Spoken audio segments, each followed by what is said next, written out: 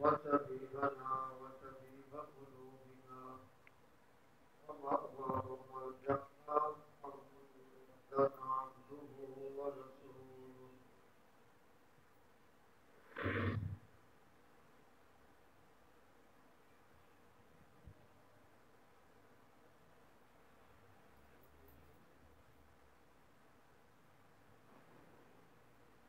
أعوذ بالله السميع العليم من الشيطان الرجيم.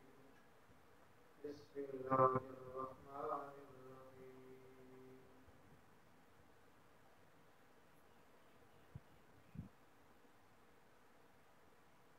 وإذا سألك عبادي عني فإني قريب أجيب دعوة الداعي إذا دعاني فليستجيبوا لي وليؤمنوا بي لعلهم يرشدون.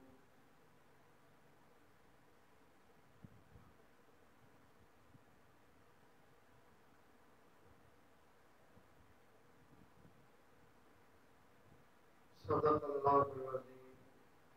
إن الله وملائكته يصلون على النبي يا أيها الذين آمنوا صلوا عليه وسلموا تسليما.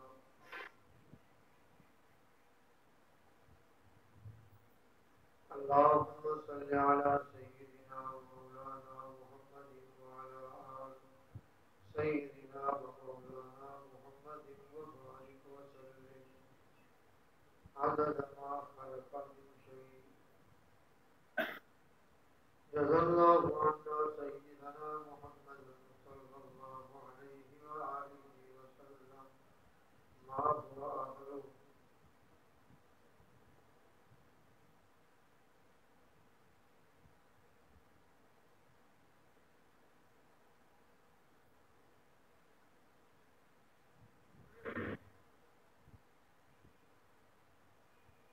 وإذا سألك عبادي عني فإني قريب. وإذا سألك وإذا اور جب سألك سوال کرے تجھ سے عبادی میرے بندے عني میرے بارے میں فإني قریب تو بے شک میں تو قریب ہی ہوں. اجیب دعوت الداعی اذا دعان اجیب جواب دیتا ہوں دعوت الداعی پکارنے والوں کی پکار کا اذا دعان جب پکارتا ہے وہ مجھے.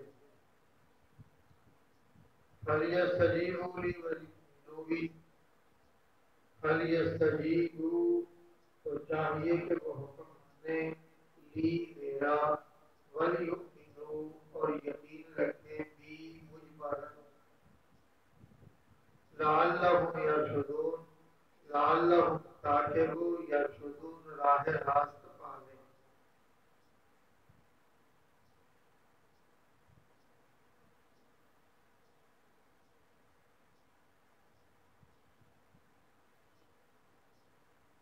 اس آیت مبارکہ میں اللہ تعالیٰ نے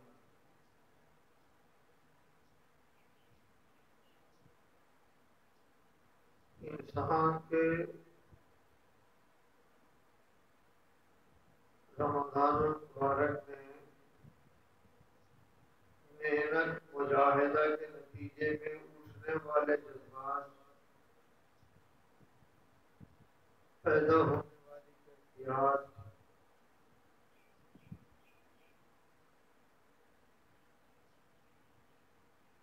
ان کا جواب دیا ہے اور ارشاد یہ ہوا کہ وَإِذَا سَأَلَكَ عِبَادِي عَنِّي فَإِنِّي قَرِيبٌ کہ جب میرے بندے اے محمد صلی اللہ علیہ وسلم تجھ سے دریافت کرے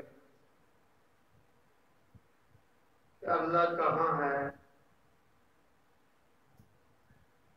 ارشاد ہوا فَإِنِّي قَرِيبٌ تو میرے بارے میں انہیں بتا دو کہ میں تو بالکل ان کے قریب ہی ہوں.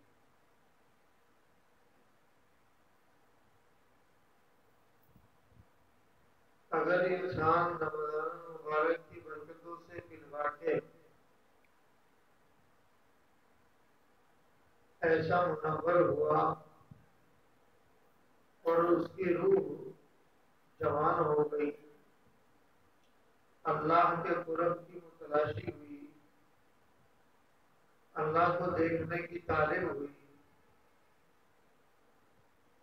اللہ تعالیٰ کی چاہت پیدا ہوئی کہ جس ذات عالی کے لیے میں نے اپنے نفس پر پابندی لگائی کہ یہ کہیں اور نہ جائے، کہیں ہاتھ بھی نہ لگائے،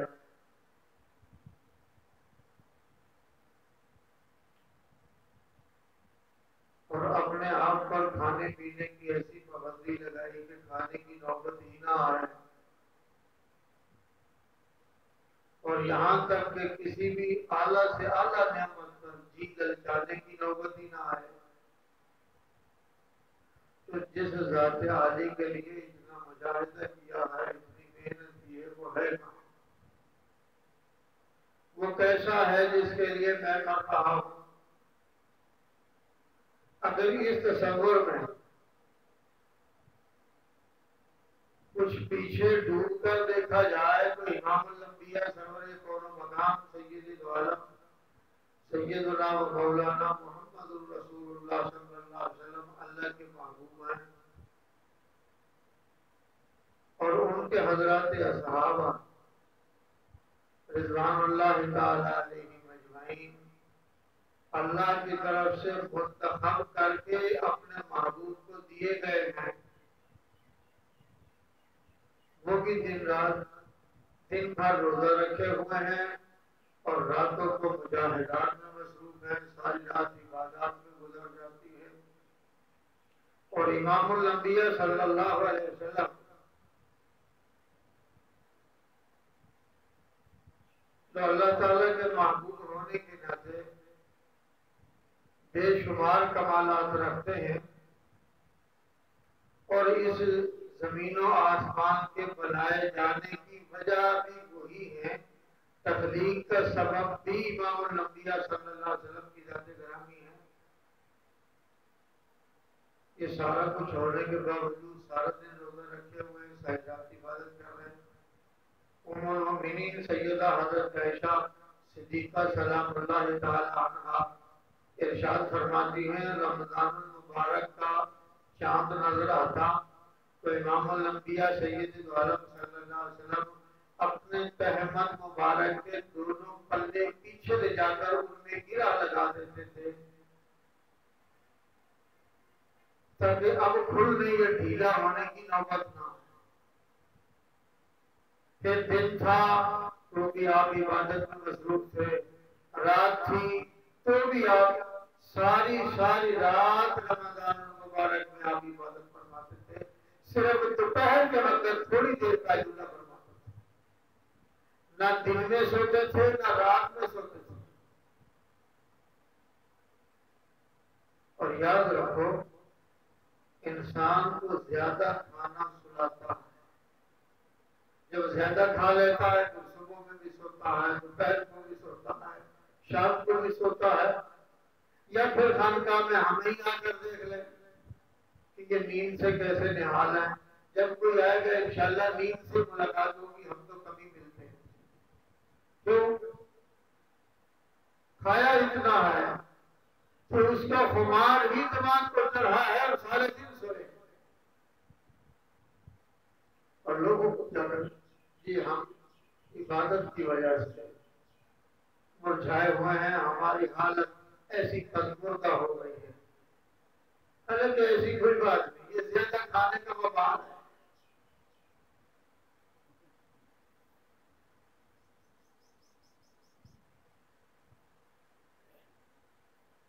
اللہ کے محبوب پاک صاحب العالم صلی اللہ علیہ وسلم کی حیات طیبہ پر غور کرو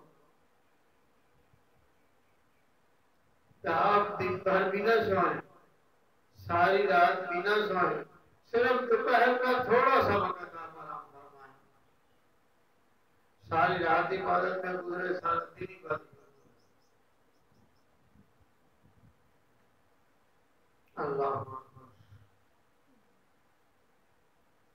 ام المؤمنین حضرت عائشہ صدیقہ رضی اللہ تعالی عنہا تمام مومنوں کی ماں ہیں۔ 17 رمضان المبارک کو ام المؤمنین حضرت عائشہ صدیقہ سلام اللہ تعالی عنہا کا مثال ہے، وہ دنیا سے رخصت ہوئی، اس سے بڑی ان کی فضیلت کیا ہو سکتی ہے کہ حضور صلی اللہ علیہ وسلم کو اللہ تعالیٰ نے اپنے محبوب پاک صاحب الولاد صلی اللہ علیہ وسلم کے گھر میں آنے سے پہلے ان کی تصویر دکھائی، اور اس سے بڑی بھی فضیلت اور کیا ہو سکتی ہے کہ امام الانبیاء صلی اللہ علیہ وسلم کے پاس سیدہ صدیقہ سلام اللہ تعالیٰ عنہ تشریف فرما ہے، حضرت جبرائیل امین نے آ کر ان کو سلام کہا، حضور سید عالم صلی اللہ علیہ وسلم نے ارشاد فرمایا جبرائیل میرے پاس بیٹھے ہیں، عائشہ تجھے سلام کہتے ہیں، انہوں نے سلام کا جواب دیا، اور کس قدر خوش قسمت تھی کہ باپ بھی حضور صلی اللہ علیہ وسلم کا خادم ہے اور بیٹی بھی حضور صلی اللہ علیہ وسلم کی خادم ہے۔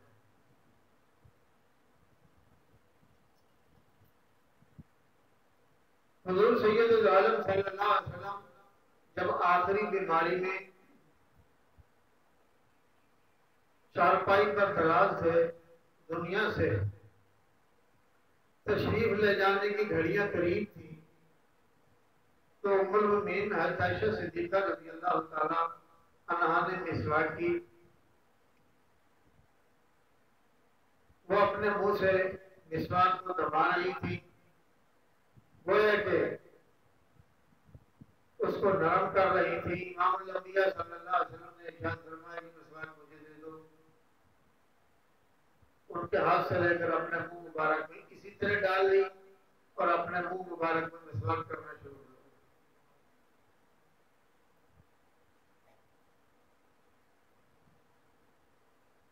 بڑی سعادت مندیوں میں یہ بھی ایک سعادت مندی ہے کہ حضور صلی اللہ علیہ وسلم کے جتنے نکاح ہوئے ہیں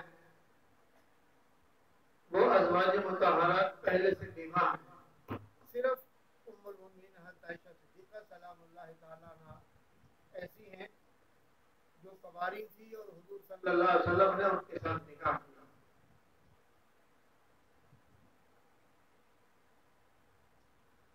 اور یہ سعادت مندی تو درجہ کمال کو پہنچی ہے۔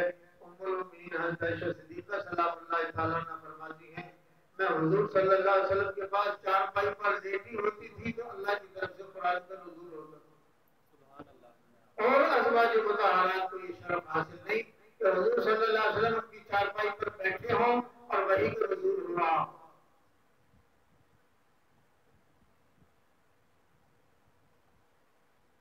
پھر ام المؤمنین سیدہ عائشہ صدیقہ سلام اللہ تعالیٰ عنہ پر جب الزام لگا تو اللہ تعالیٰ نے ان کی پاکی آسمان سے اتاری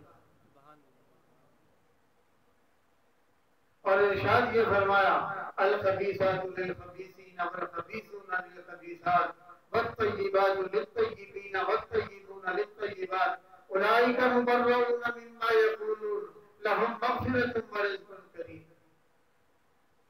ناپاک مرد، خبیث لوگ خبیث عورتوں کے لیے ہوتے ہیں، خبیث عورتیں خبیث مردوں کے لیے ہوتی ہیں، پاک مرد پاک عورتوں کے لیے ہوتے ہیں اور پاک عورتیں پاک پاک مردوں کے لیے ہوتی ہیں۔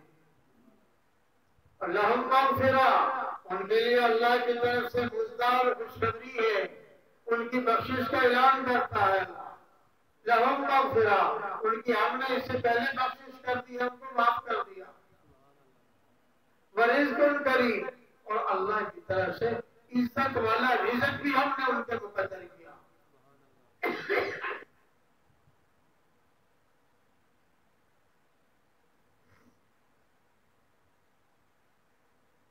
جہاں بے شمار سعادت مندیاں ام المؤمنین حضرت عائشہ صدیقہ سلام اللہ تعالی عنہا کو نصیب ہوئی، ان میں سے ایک سعادت مندی آپ کی یہ بھی ہے جس کو آپ اور میں آج گنبد خضرا کہتے ہیں، جو ام المؤمنین حضرت عائشہ صدیقہ سلام اللہ تعالی عنہا کا مقام ہے۔ ویسے تو سارے مکانات مرد ہی کے ہوتے ہیں، لیکن حضور صلی اللہ علیہ وسلم نے اپنی ازواج مطہرات کو مکانات ان کے نام کر دیے تھے کہ یہ تیرا، یہ تیری ملکیت ہے۔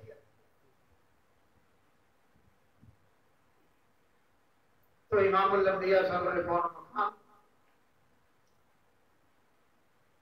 اللہ علیہ وسلم نے آخری وقت میں جب آپ عدالت میں تھے ازواج مطہرات کو جمع فرمایا اور ارشاد فرمایا، کچھ اپنی طبیعت مبارک کا اظہار فرمایا۔ ازواج مطہرات سمجھ گئی کہ آپ ہم سے آزادی چاہتے ہیں۔ عرض کی یا رسول اللہ، آپ کی اس سے کیا مراد ہے کہ آپ اپنی بیماری کا اور کمزوری کا ذکر فرما رہے ہیں؟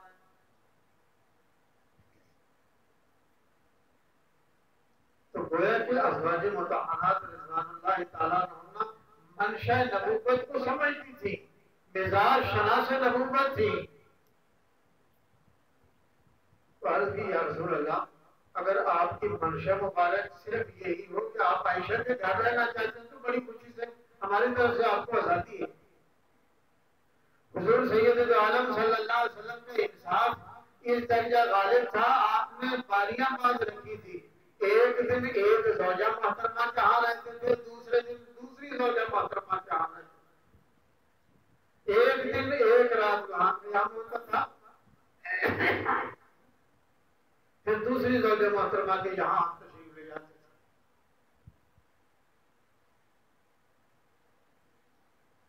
تو امام الانبیاء مکان صلی اللہ علیہ وسلم جب دنیا سے تشریف لے جا رہے تھے، ام المؤمنین حضرت عائشہ صدیقہ سلام اللہ تعالیٰ عنہ کے سینہ مبارک کے ساتھ سر لگایا ہوا تھا آپ نے، اور آپ کی روح طیبہ کف سے انصری سے پرواز کر گئی۔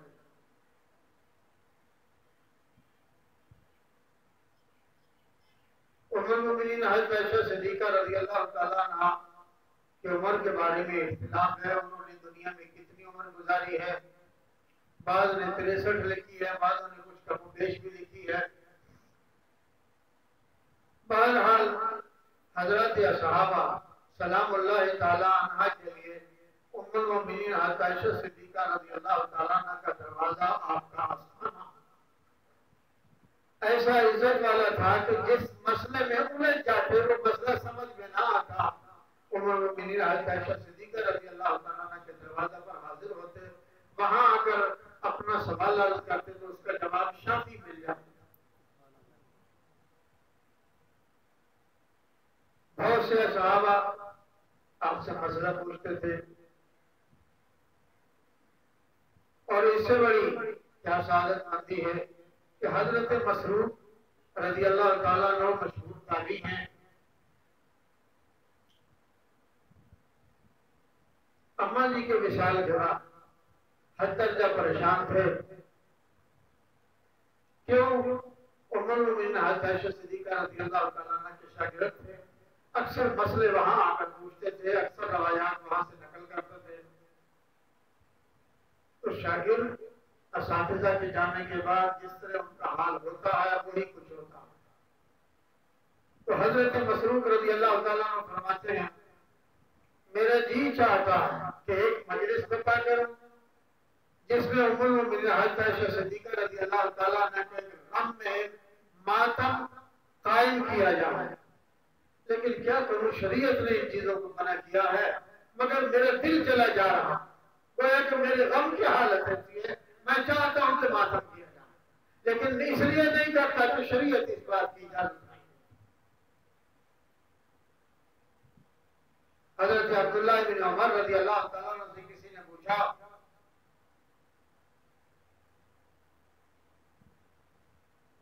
کہ ام المؤمنین حضرت عائشہ صدیقہ رضی اللہ تعالیٰ عنہ کے وصال کا غم کیسا ہے،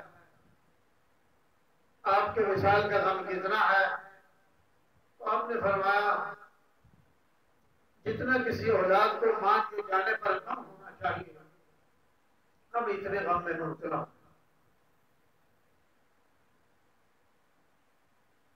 تو قصہ مختصر یہ کہ سیدنا حضرت ابو ہریرہ رضی اللہ تعالیٰ عنہ نے آپ کا جنازہ پڑھایا، وفات سے پہلے آپ نے وصیت کی کہ میرے جنازے میں دیر نہ کی جائے، اور دوسرا مجھے الگ تھلگ دفن نہ کیا جائے۔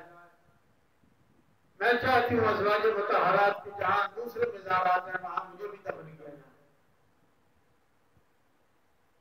اور اس کی وصیت بھی فرمائی کہ مجھے روضہ پاک میں دفن نہ کیا جائے. اگرچہ یہ مقام میرا ہے، میری ملکیت ہے، مگر میں یہی چاہتی ہوں کہ مجھے دوسری ازواج مطہرات پر کوئی تفرق نہ ہو، کوئی برتری نہ ہو. میں انہی کے ساتھ جنت البقیع میں رہنا پسند کرتی ہوں. سلام اللہ تعالیٰ عنہ.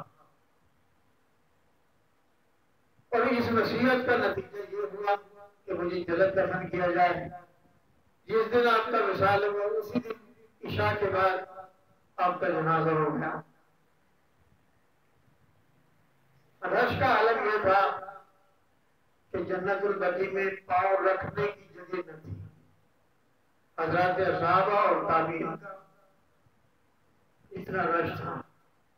اللہ سبحانہ و تعالی ان سے راضی ہو اپنی شان کے مطابق.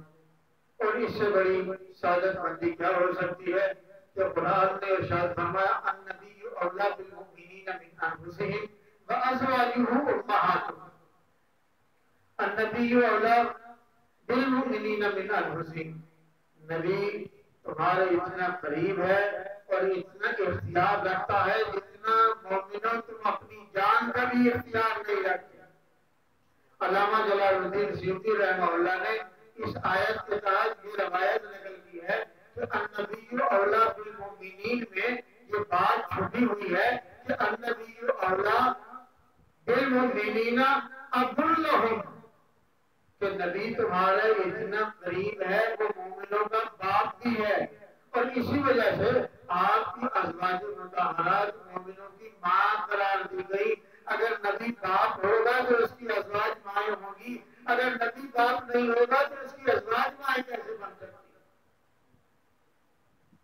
تو اس لیے قرآن نے اس بات کو تو واضح رکھا، مگر نبی کی ابوت، نبی کے باپ ہونے کو قرآن نے کچھ محظوظ کیا ہے. مگر ازواج مطہرات کے متعلق تو قرآن نے کہہ دیا وَأَزْوَاجُهُ أُمَّهَاتُهُمْ. اس نبی کی ازواج جو ہیں وہ مومنوں کی مائیں ہیں. سلام اللہ تعالی عنہا وارضاہا الی یوم القیامۃ دائما ابدا ابدا. سبحان ربک رب العزۃ عما یصفون وسلام علی المرسلین والحمد للہ.